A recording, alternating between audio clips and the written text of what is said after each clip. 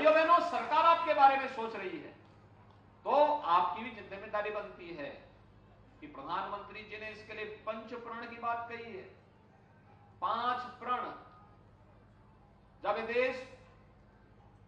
2047 में अपनी आजादी की शताब्दी महोत्सव मना रहा होगा, 100 साल पूरे कर रहा होगा, उस समय हमारा संकल्प क्या होना चाहिए कि हमारा देश विकसित भारत बने। एक ऐसा भारत जिसमें हर व्यक्ति के लिए सुरक्षा की गारंटी हो, हर दुनिया की खुशहाली हो, दुनिया का नेतृत्व करने वाला हो, वसुदैव कुटुंबकम के भाव के साथ दुनिया को अपने साथ ले चलने की सामर्थ्य रखता हो, कोई अभाव में न हो, कहीं भी कोई भूखों न मरे, इसी के लिए राशन की सुविधा, कोई ठंड से न मरे, इसके लिए गरीबों के लिए कंबल की व्यवस्था,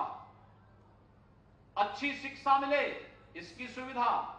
स्वास्थ्य की बेहतरीन सुविधा मिले, इसके लिए आयुष्मान भारत की सुविधा, स्ट्रीट वेंडर के बारे में भी पीएम स्वनिधि योजना के अंतर्गत कार्य हो रहा है। रोजगार सृजन के लिए भी प्रधानमंत्री रोजगार सृजन योजना के माध्यम से कार्य में उपलब्ध कराया जा रहा है।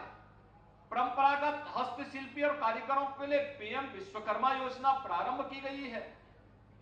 ग्रामीण क्षेत्र में लोगों को उजड़ना न पड़े, जहां पर आवास है वहीं पर उसका मकान बने, उसका मालिकाना अधिकार ही उसको प्राप्त हो जाए, इसके कार्यक्रमों को भी आगे बढ़ाने का कार्यक्रम ग्रामीण क्षेत्र में युद्ध स्तर पर चल रहा है। दिसंबर तक हम लोग 1.25 करोड़ लोगों को इसकी सुविधा का लाभ प्रदेश में दे देंगे और देश में भी इस सुविधा का लाभ लगातार देने के कार्यक्रम चल रहे हैं। और उसी दृष्टि से जो पंच प्रण की बात प्रधानमंत्री जी ने की है, उसमें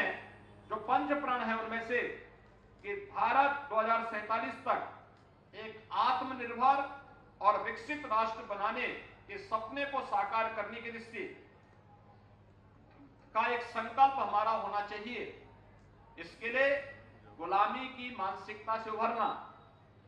देश की समृद्ध विरासत पर गौरव की अनुभूति करना,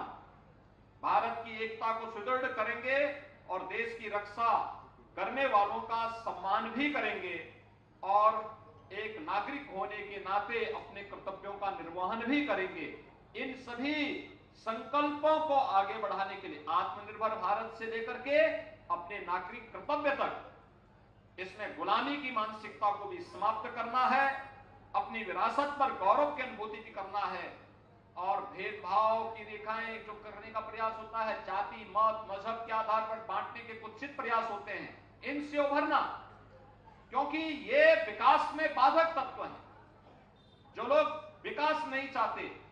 वे परिवारवाद, जातिवाद, मत और मजहब के आधार पर समाज को बांटने का कुत्सित प्रयास करके विकास के एजेंडे को पीछे धकेलने का प्रयास कर रहे हैं।